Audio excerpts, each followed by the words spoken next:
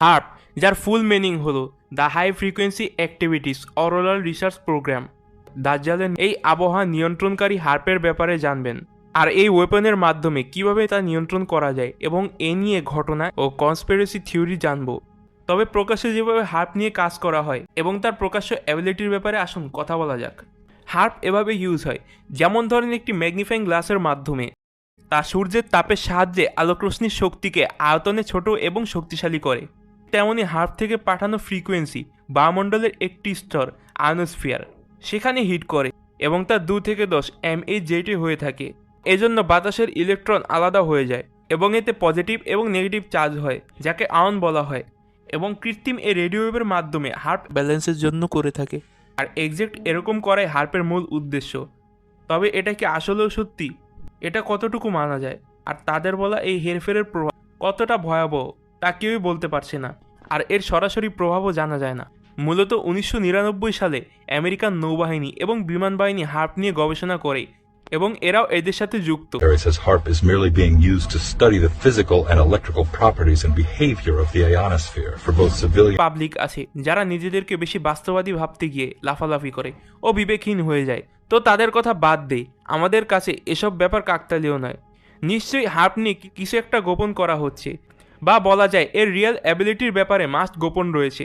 তার উপর এত ঘন ঘন ভূমিকম্প এবং সুনামি এভাবে যেসব নিউ ওয়ার্ল্ড অর্ডারের বন্ধুত্বপূর্ণ দেশের প্রতিপক্ষ দেশেই হচ্ছে তা সন্দেহজনক।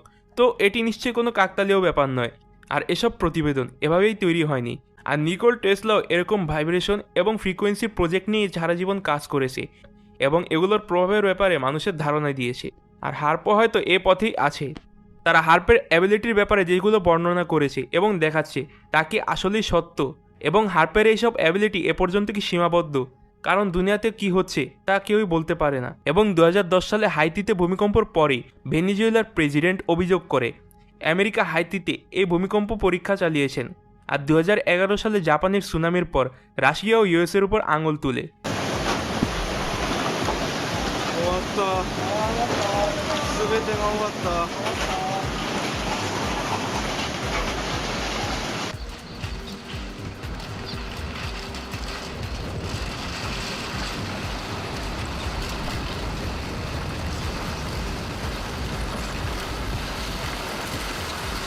তো বলা যায় আমিও এগুলোকে অর্থাৎ হার্পের ব্যাপারে আনা অভিযোগ থিওরি হিসেবে মনে করি।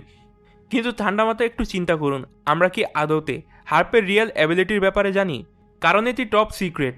আর নিকোল টেসলার থিওরিও আপনি ফেলে দিতে পারবেন না, কারণ হার্পও এই তরঙ্গের থিওরি এবং কার্যক্রম অনুসরণ করে, যার শক্তির মাত্রা অবশ্যই প্রকাশ করেনি।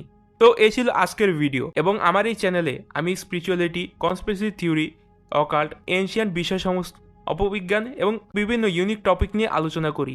তো অবশ্যই চ্যানেলটি সাবস্ক্রাইব করবেন। ধন্যবাদ।